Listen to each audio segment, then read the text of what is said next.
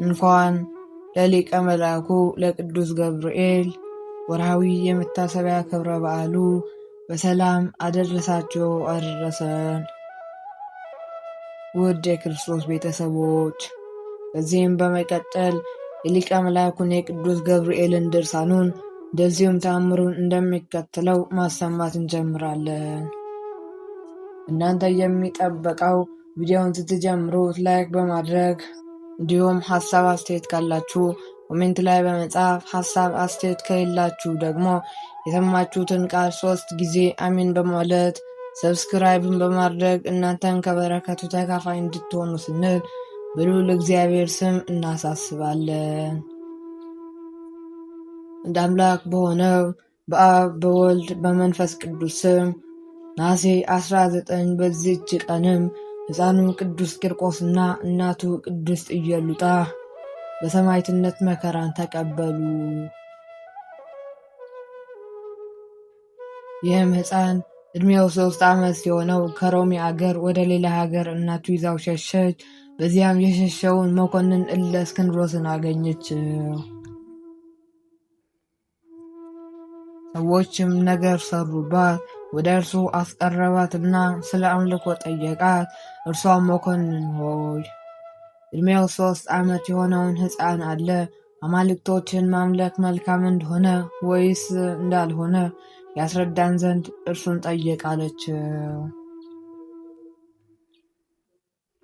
ሕፃኑ ወዳለበት ጭፍራውን ልኮ ወደ እርሱ አስመጣውና ሕፃኑንም ፊቱ ብሩህና ደስተኛ እንደሆነ አየውና አንተ ደስተኛ ሕፃን ሆይ እንዴት ነህ አለው።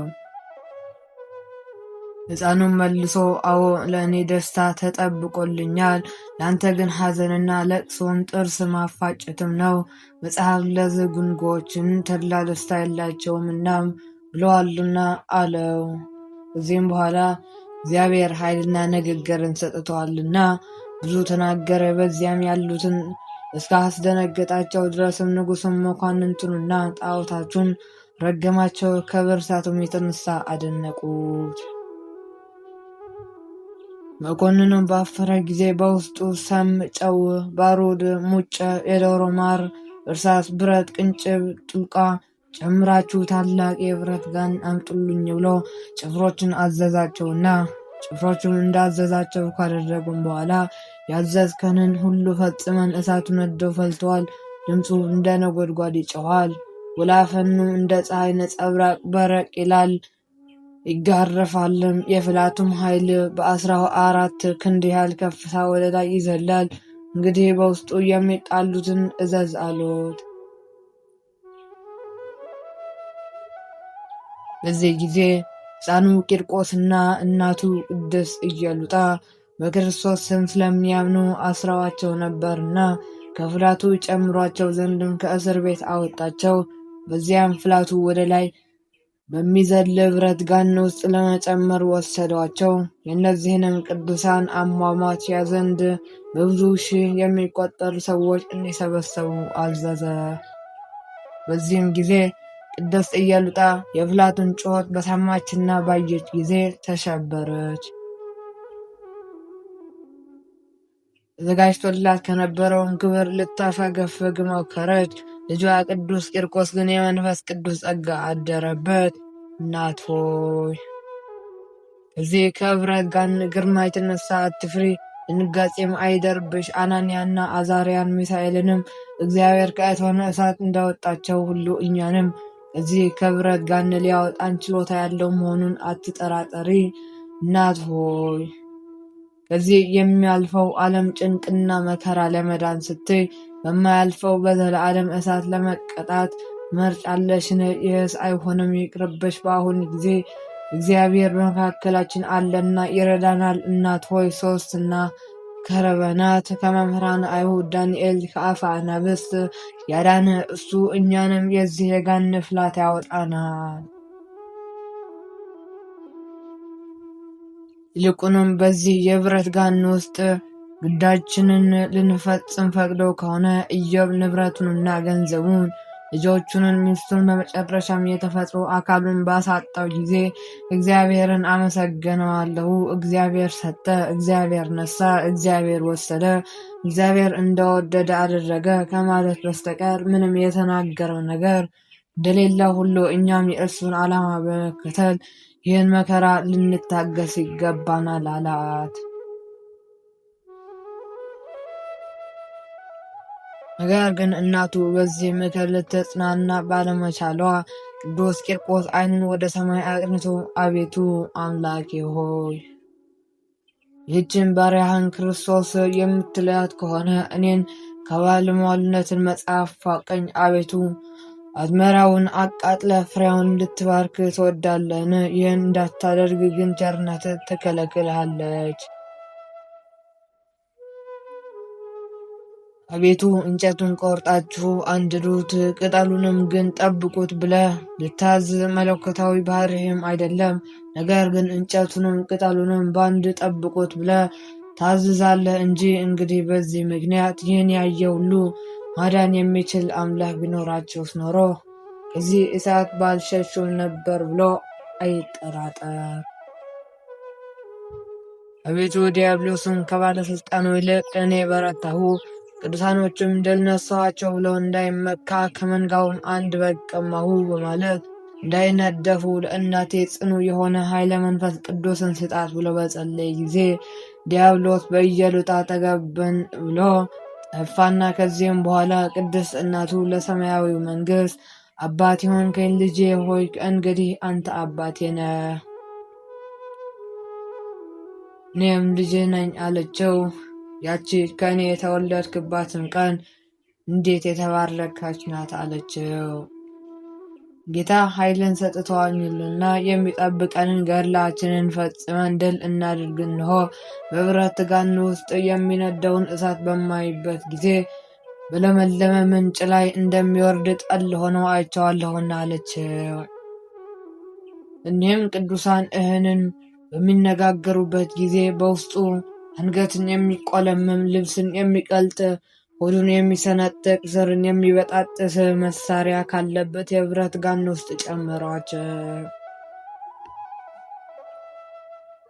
ከዚህም በኋላ የመላእክት አለቃ ቅዱስ ገብርኤል ከሰማይ ወረደና የብረቱን ጋን እሳት አጠፋው። በቅዱሳንም አንዳቸውንም ሳይቃጠላቸው የብረቱን ጋን ማቃጠሉን መፍላቱም ጸጥ አለ።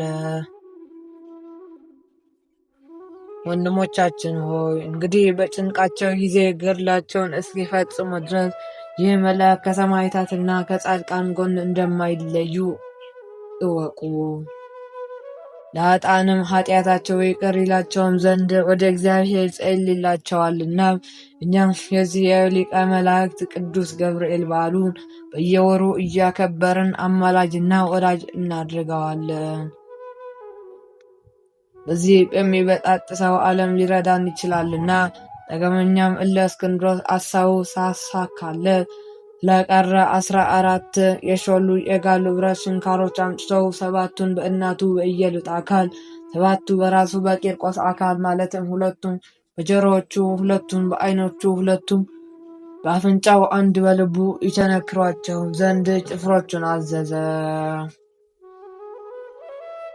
ዳግመኛም የሕፃኑን የራስ ቆዳው ገፈፈው፣ እሳት ውስጥ ይጨምሩትም ዘንድ አዘዘ። አሁንም መልአኩ ቅዱስ ገብርኤል መጥቶ ይህንን መከራ ከራሱ አራቀለት። ቅዱስ ገብርኤል ፈጥኖ ደራሽ ኃጢአታችንን ሁሉ ይቅር እንዲባልልን ምልጃው አይለየን። ረድኤቱ በረከቱም ከእኛ ጋር ትኑር ለዘላለሙ አሜን። ከዚህም በኋላ ስሙን ለሚጠራ እንደዚህ ተሰጠውና ከዚህም በኋላ ቃል ኪዳን ተሰጠለት። መታሰቢያውን ለሚያደርግ ቃል ኪዳን ሰጠው። ለእግዚአብሔር ምስጋና ይሁን። እኛንም በቅዱስ ቂርቆስና በእናቱ በቅዱስ ኢየሉጣ ጸሎት ይማረን፣ በረከታቸውም ትድረሰን ለዘላለሙ ድረስ አሜን።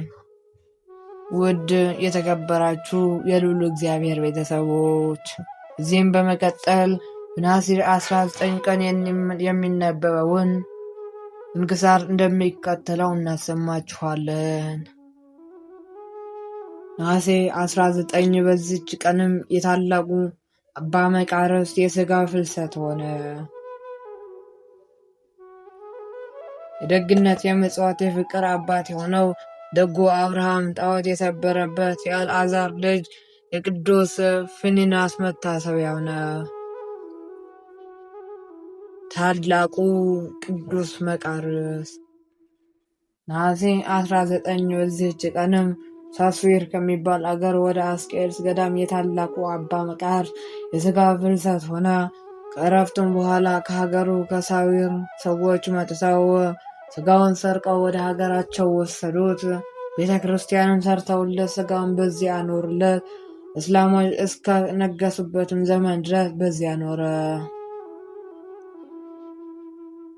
ከዚህም በኋላ ወደ ሌላ ቦታ አፍልሰውት በዚያም ቤተ ክርስቲያን ሰሩለትና ለአባ መቃርስ ገዳም አበምኔት ሆነው አባ ዮሐንስ እስከ ተሾመበት ዘመን ኖረ። ሊቀ ጳጳሳቱም የከበረች ጾመ አርብዓን ሊጾም ወደ አባ መቃርስ ገዳም በወጣም ጊዜ ፈጽሞ አለቀሰ። እንዲህም ብሎ ጸለየ።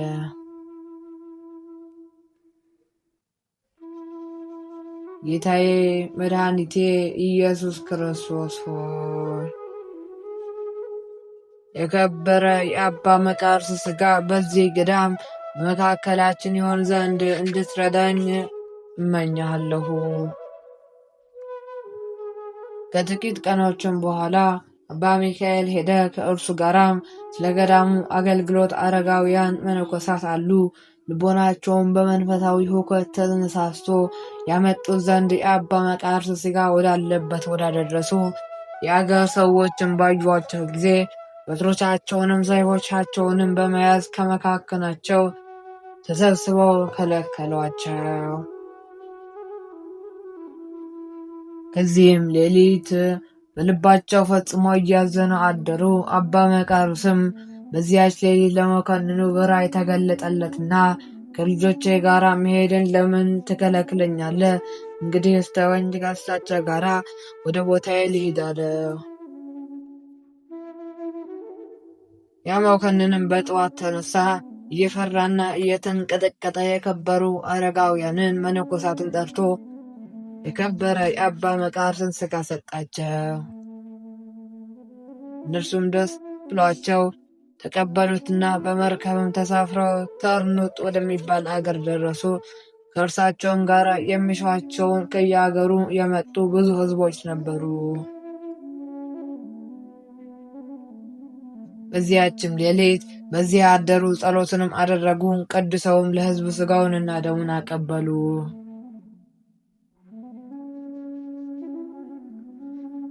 ከዚህም በኋላ ተሸክመው ወደ ገዳሙ ተጓዙ። ሲጓዙም ከበረሃው እኩሌታው ደርሰው በድካማቸው ጥቂት ሲያርፉ ወደዱ።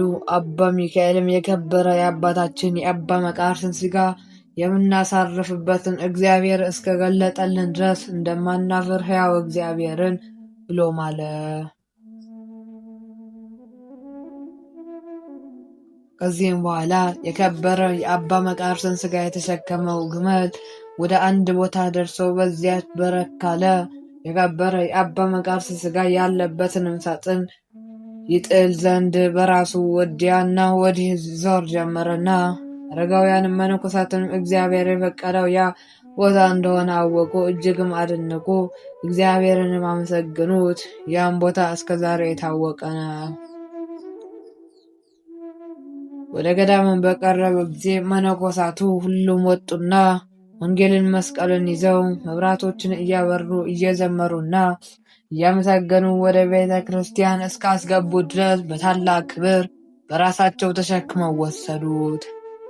እግዚአብሔርም በዚያች ሌሊት ተአምራትን አደረገ። ለእግዚአብሔር ምስጋና ይሁን። እኛንም በታላቁ አባታችን ቅዱስ መቃርስ ረድኤት በረከት አይለየን፣ አሜን። አባ ብዙኃን ቅዱስ አብርሃም።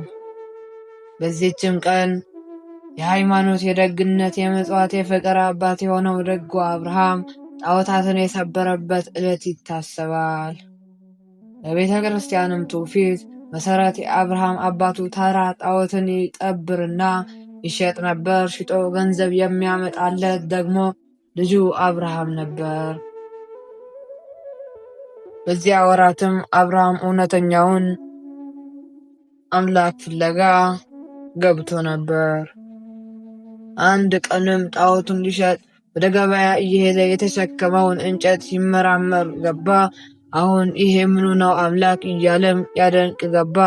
መንገድ ላይም ደክሞ ካረፈበት ለምን አልጠይቀውም በሚል አናገረው። እርቦኛል አብላኝ አለ። መልስ የለም። እሺ አጠጣኝ አለው። አሁንም ያው ነው። ባይሆን እሺ አጫውተኝ አለው። ጣዖቱ ተራ እንጨት ነውና መልሱ ዝምታን ነበር።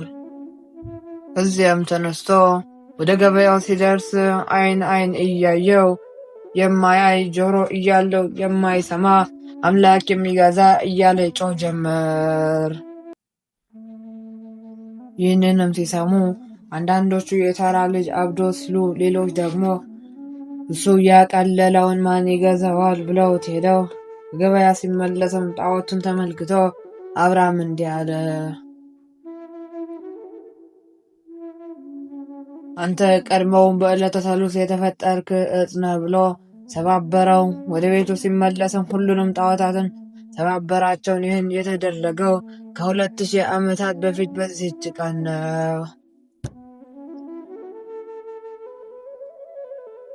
የመንግሥተ ሰማያት አበጋዝ እግዚአብሔር ወላጅ አባታችን አብርሃም በመጨረሻም በውሃ በነፋስ በእሳትና በፀሐይ ተመራምሮ ፈጣሪውን አግኝተዋል። እኛንም በቅዱሳኑ ጸሎት ይማረን። የጻድቁ አባታችን አበ ብዙኃን ቅዱስ አብርሃም ረድኤት በረከት ከሁላችን ከሕዝበ ክርስቲያን ዘንድ ጸንቶ ለዘለዓለሙ ይኑር አሜን። ቅዱስ ፊንሐስ ካህን። በዚህችም ቀን የአልዓዛር ልጅ የፊንሐስ መታሰቢያው ነው። ካህኑ ፊንሐስ የብሉይ ኪዳን ዘመን አገልጋይ በነገደ ሌዊ የሊቀ ካህናቱ የአሮን የልጅ ልጅ ነው። አባቱም ሊቀ ካህናቱ አልዓዛር ነው። ፊንሐስ እስራኤል ከግብፅ ሲወጡ ሕፃን የነበረ ሲሆን አድጎ በመጀመሪያ ካህን አባቱ አልዓዛርና አያቱ አሮን ሲያርፉ ደግሞ ሊቀ ካህንነትን ተሹሟል። አንድ ቀንም በጠንቋዩ በበዓለም ክፉ ምክር እስራኤላውያን ከሞዓብ ሴቶች ጋር በኃጢአት በመሳተፋቸው እግዚአብሔር ተቆጥቶ ነበር። ያጠፋቸው ዘንድ መቅሰፍት ተጀምሮ ሳለ ፊንሐስ ወንድ ሴት በደብተራ ኦሪት አንጻር የማይገባውን ሰሩ አያቸው። ከዚያም በኋላ እግዚአብሔርን ሲያገለግል ኑሮ በዚህች ቀን በክብር አርፈዋል። ለእግዚአብሔር ምስጋና ይሁን። እኛንም በከበሩ አባቶቻችን ጸሎት ይማረን፣ በረከታቸውም ትድረሰን ለዘለዓለሙ አሜን። ወስብሐት ለእግዚአብሔር ወለወላዲቱ ድንግል ወለመስቀሉ ክቡር። ይቆየን።